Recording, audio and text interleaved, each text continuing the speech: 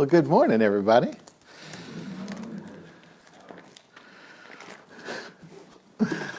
Let's begin, as we always do, with ringing the bell 3 times. And we'll allow that sound and vibration to bring us into this space, call us into our bodies, where we're experiencing this life thing, and call us together in this practice together.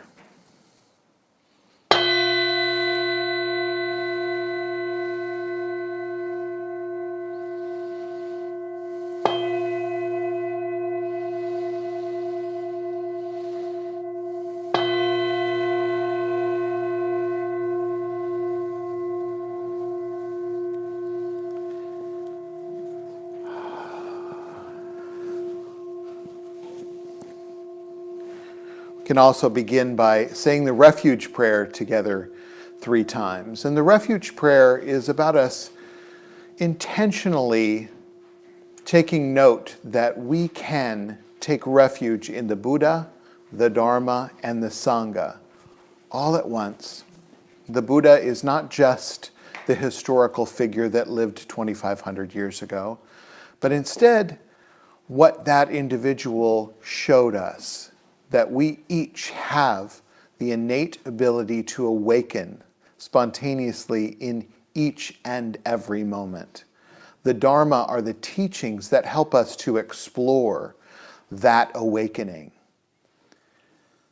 And the Sangha is this group of like-minded individuals gathering here together, supporting each other without even one single word. So if you'd like to join me in saying the refuge prayer 3 times. In Buddha, Dharma, and Sangha, we go for refuge until fully awakened.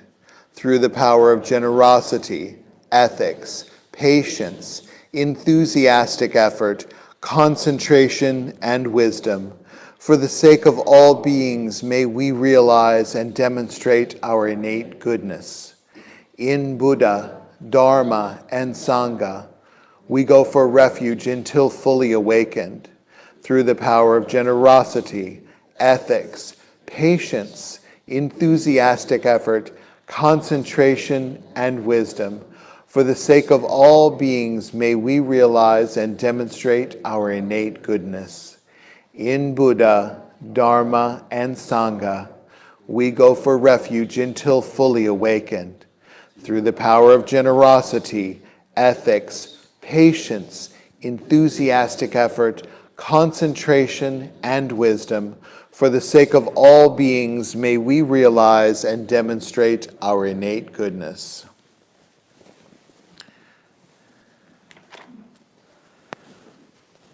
As we begin this morning, the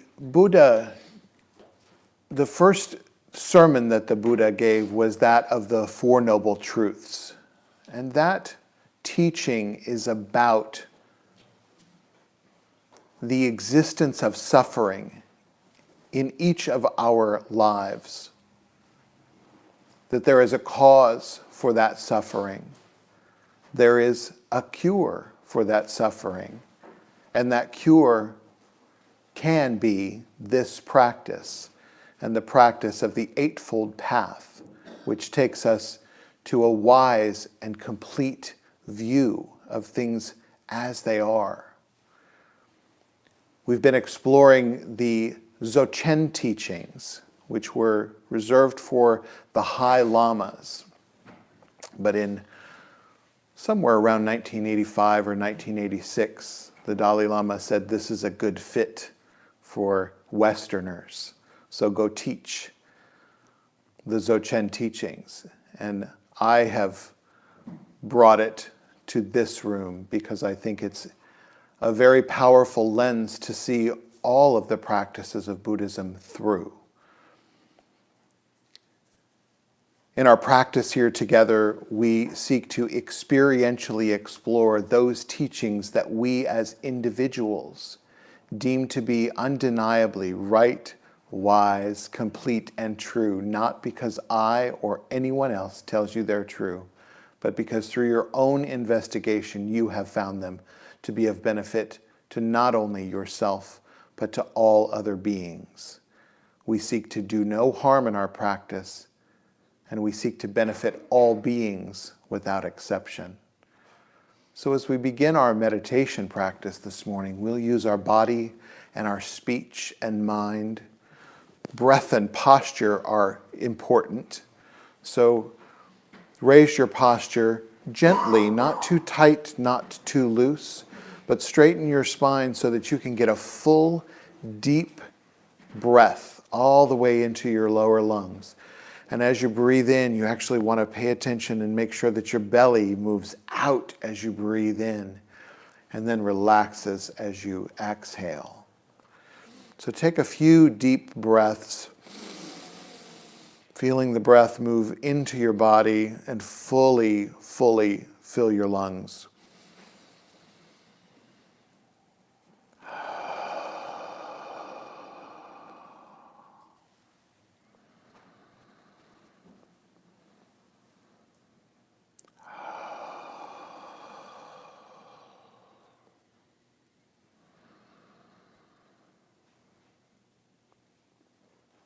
Stay aware of the sensation of this breath. It's a good place to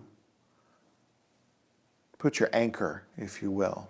Each time you find yourself distracted, you can return to the awareness of the sensations of your breath.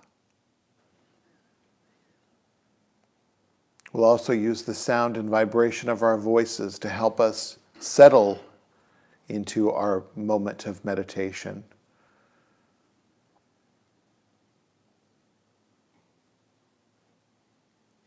We'll chant Om Mani Padme Hum, which translates as the jewel is in the lotus.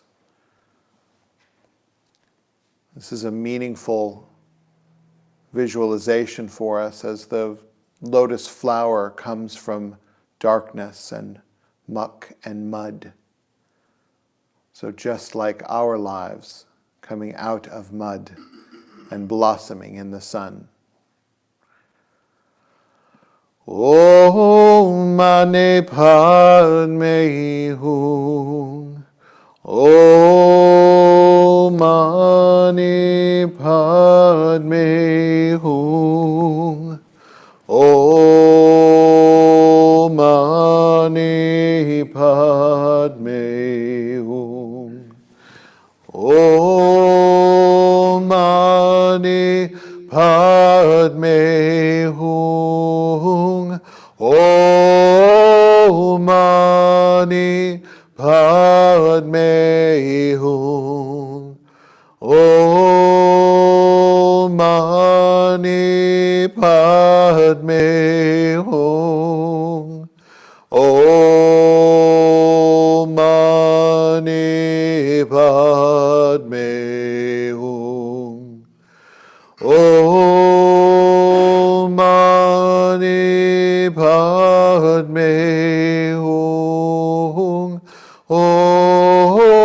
Om Mani Padme Hum. Om Mani Padme Hum. Om Mani Padme Hum. Om Mani Padme Hum.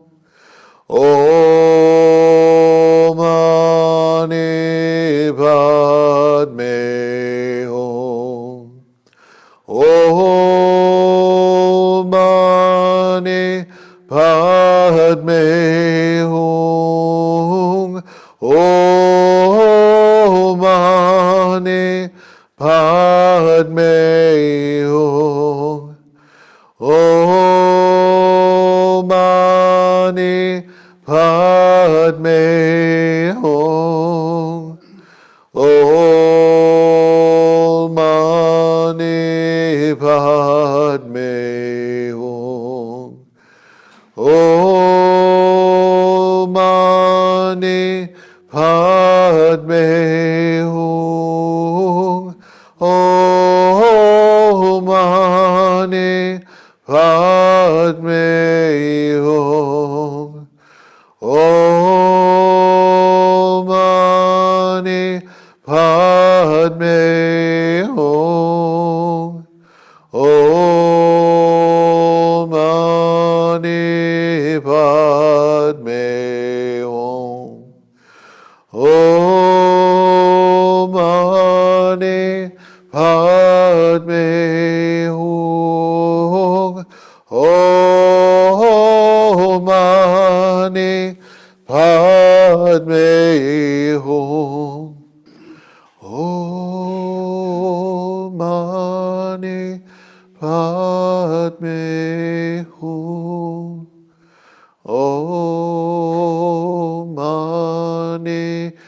Padme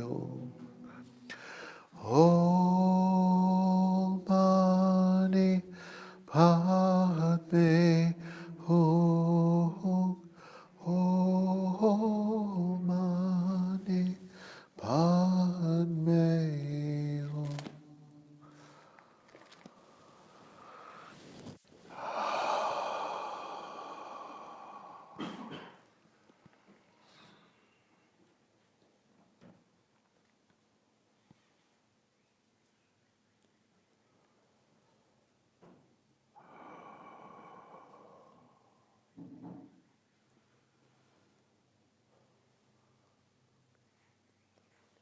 Allow your breath to find its natural rhythm.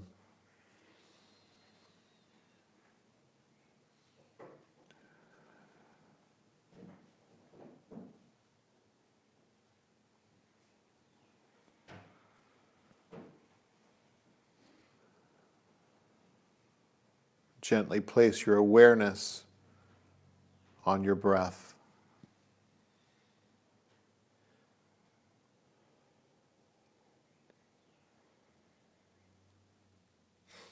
And as we let everything just settle around us, breathe, relax, center and smile.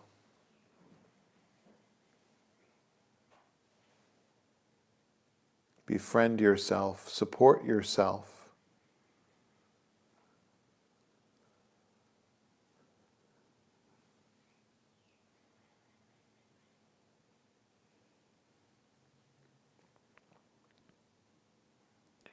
Relax and release all the physical and mental tension.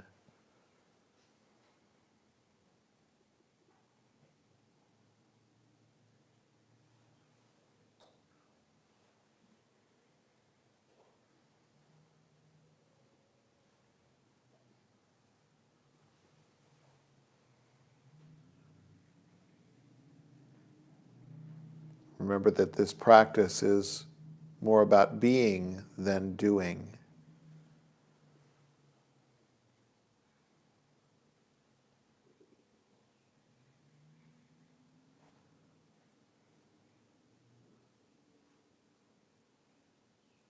Focus on your inhalation and simply relax on your exhalation.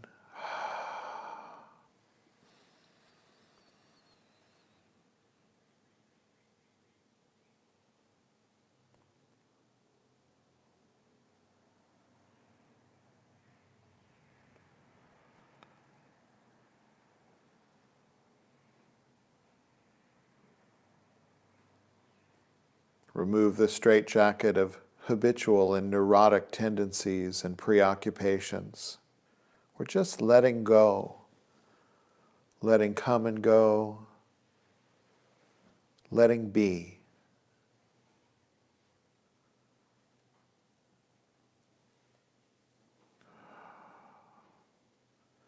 There's nirvanic peace in things left just as they are.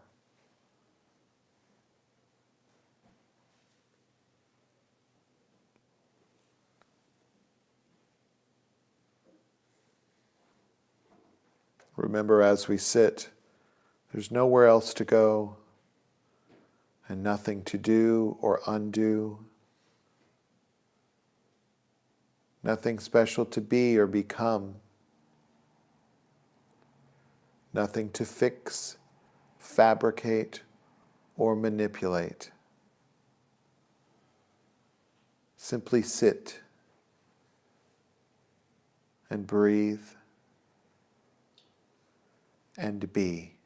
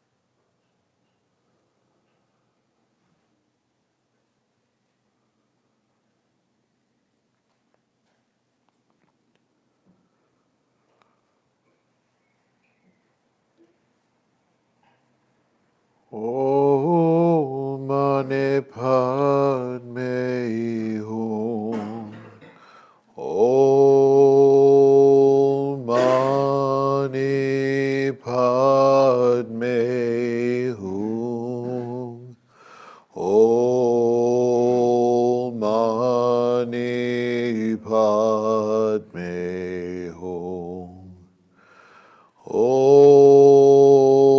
Mani Padme Hum. Om Mani Padme Hum. Om Mani Padme Hum. Om Mani Padme Hum. Om Mani Padme Hum. Om Mani Padme Hum. Om Mani Padme Hum.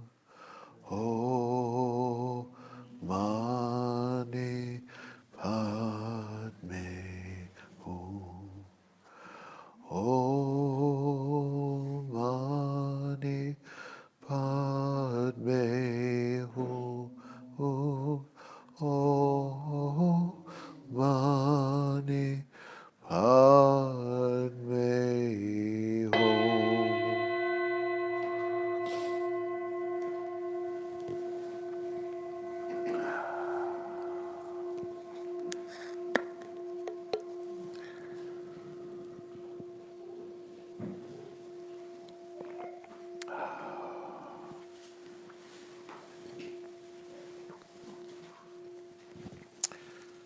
So as many of us, I tend to compare and contrast my life from what it used to be versus what it is today. I think in a habitual way of trying to make sure that I am on the right course. Of course, we all tend to do that, and regardless of whether it's better now or it was better then, and we're trying to resurrect an old feeling or cultivate a new feeling or simply just be here.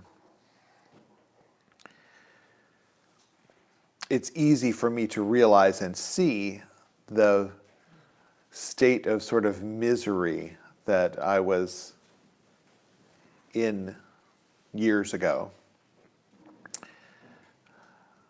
I was just sharing, I think someone was talking about smoking, and I realized yesterday that it had been 14 years since I spontaneously stopped smoking, which was interesting.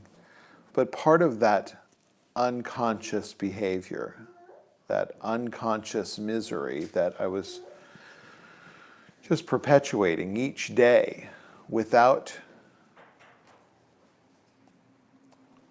showing up for it. It's not like I woke up in the morning and thought, I really have to medicate with a pack of cigarettes today. But I did.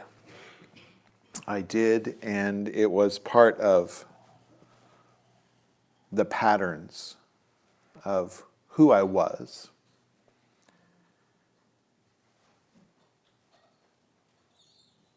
It's easy to look back and remember how that I would fret for days and weeks about something seemingly unimportant and certainly impermanent. I can only imagine the look of stress that must have accompanied my beingness and my face. I've always tended to feel like you could see whatever was going on by what was going on my face. So I can't imagine what that face must have looked like. But you know what I'm going to say is that the major difference between then and now is awareness. Not that the stresses are any different. Not that the opportunities for stresses are any different.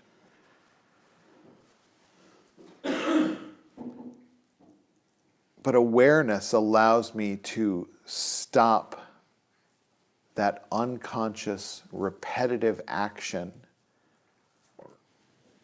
and just move into being with whatever's going on.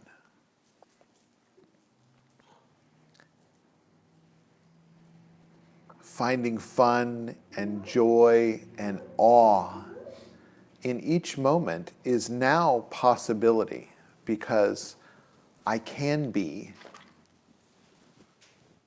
and I choose to be quite often, awake and aware. I catch myself in those patterns. Not that the patterns don't happen. We talked about that a little last week, that spontaneously we react as humans. We have human reactions to human conditions, and that's expected. The difference is that I would have had an unconscious whole pattern of action that would have happened in regard to that unimportant and impermanent stressor. Of course, there's, chaos and things that happen that are meaningful that we must take action.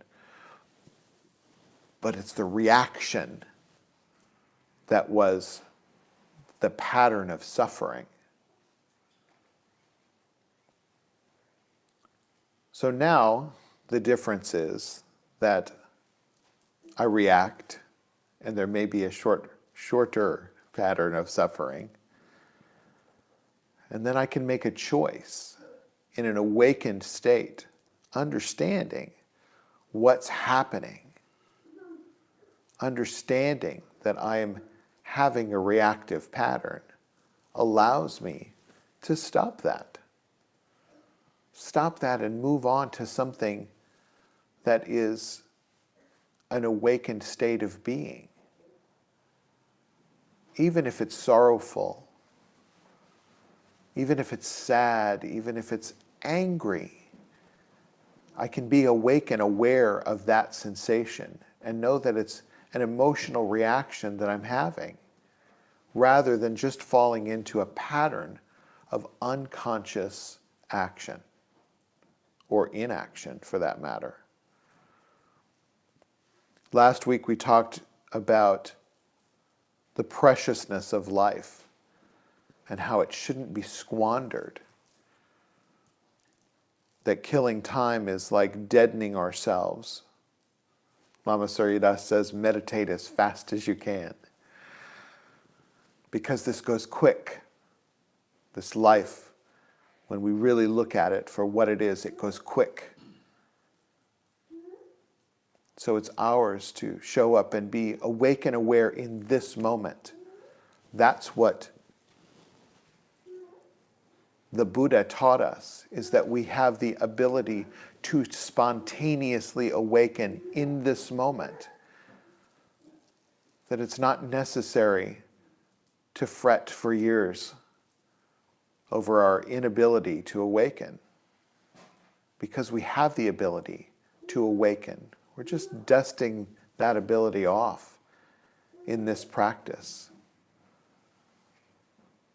Cultivating a space, a gap between stimulus and response, that we can be awake and aware instead of unconscious and reactive.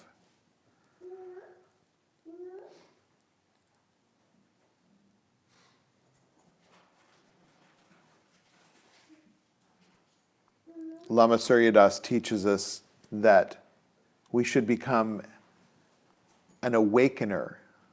He calls it an edifier, a spiritual superhero. He says with that ability, with that awakening, we can deliver the world from confusion and delusion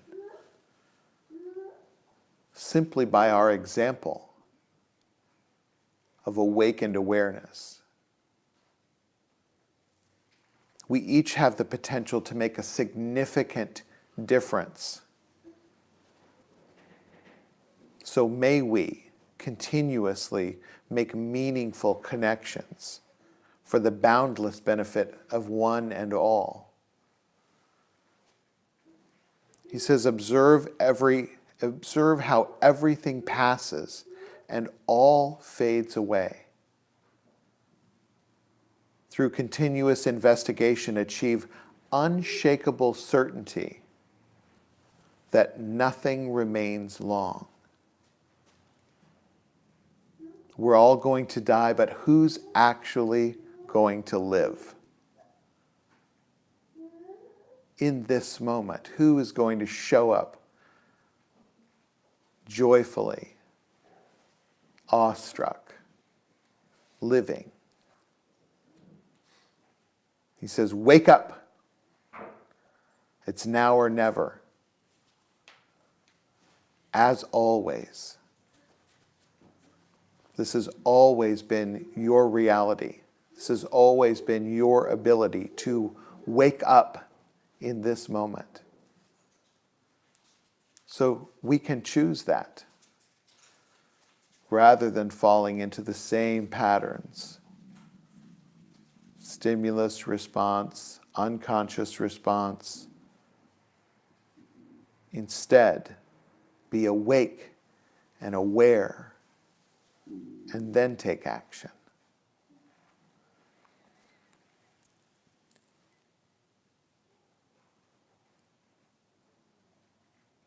It is really the difference, that subtle shift.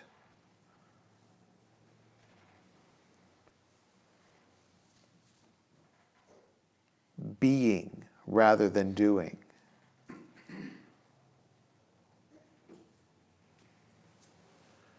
As we start our Foundations of Buddhism class this Tuesday, we'll start talking about the Four Noble Truths, which is the awareness of the state, the continuous state of suffering and the cycle of suffering that is present in all of our lives. And there's no big surprise. This suffering that we're talking about is not gross. It's subtle. It's subtle. It's discomfort. It's dissatisfaction. It's not something that is always so deafening or paralyzing. It can just be discomfort. Each of us in this room has some sort of discomfort in this moment. It could be those seats. It could be your shoes. It could be a little headache. It could be a toothache. It could be you're hungry or you have to go to the bathroom. Right? And just that subtle discomfort in a state of unawareness can cause us to react and act in ways that are unskillful. An awareness of that same state, awareness of that same discomfort, awakened awareness, we can react first with compassion for ourselves, for that state, that our shoes are too tight, or that those seats are awfully hard. And then we can react and act towards each other. That subtle shift makes an enormous difference.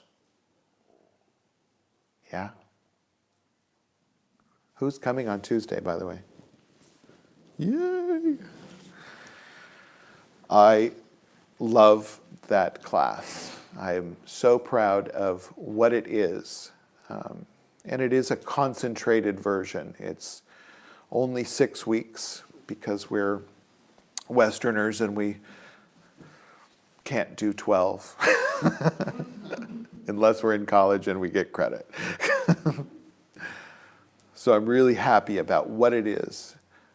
If you've not been in a class with me, I like for half of the time for me to be talking and half of the time for you to be talking and asking questions. And no questions are out of bounds. So, we want to see our lives in a practical sense through this lens, through the lens of this ancient wisdom that has been time-tested, and for us to try that on and see how does this apply to my state of being, my life in this short span that it is. So how can this be of benefit to me or all others? So it'll be great. So what else? There's malas for sale over here from Brother Dorje. There's a big red donation box over there in the doorway, and there's a little black donation box downstairs by the coffee. Do we have snacks today? Oh, we need snacks. Snacks. All right, well, there's coffee downstairs, and there's a little donation bin next to that. I'm so grateful for every dollar that has been donated to this organization with not even 5 months old yet. I mean, we're a young Sangha, and we're already so much more stable than I thought we were going to be. So I'm very, very grateful for that. I'm working on a retreat for Saturday, April the 21st from noon to 4 at Plaza Wellspring. So watch for that. I'll put it on the website and in next week's newsletter. So if you would like to explore that and come hang out, that'll be a good day for us to get a little longer practice in. So if you haven't done that, it's a cool experience. Most of the day is in silence and practicing together. A little chanting, a little bit of sitting, a little bit of teaching, a little bit of everything in 4 hours. So with all that, let's dedicate, as we always do, that this merit, that this understanding that we come to through this exploration, that it be not just to benefit ourselves, but to benefit all beings everywhere. This bodhicitta dedication is about awakened heart-mind.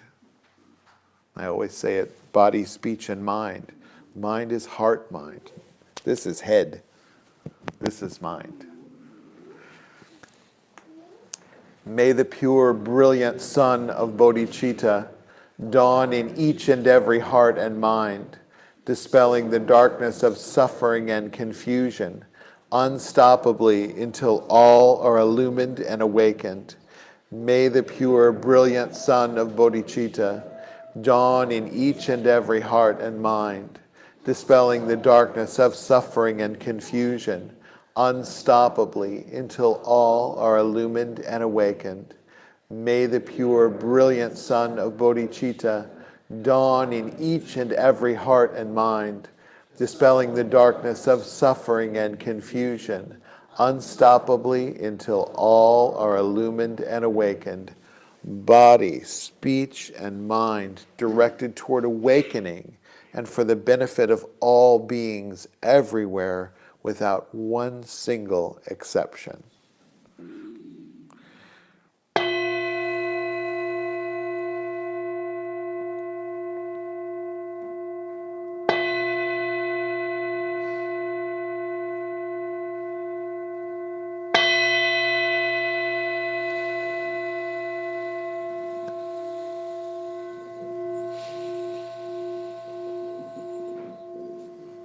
Thanks, all you Buddhists.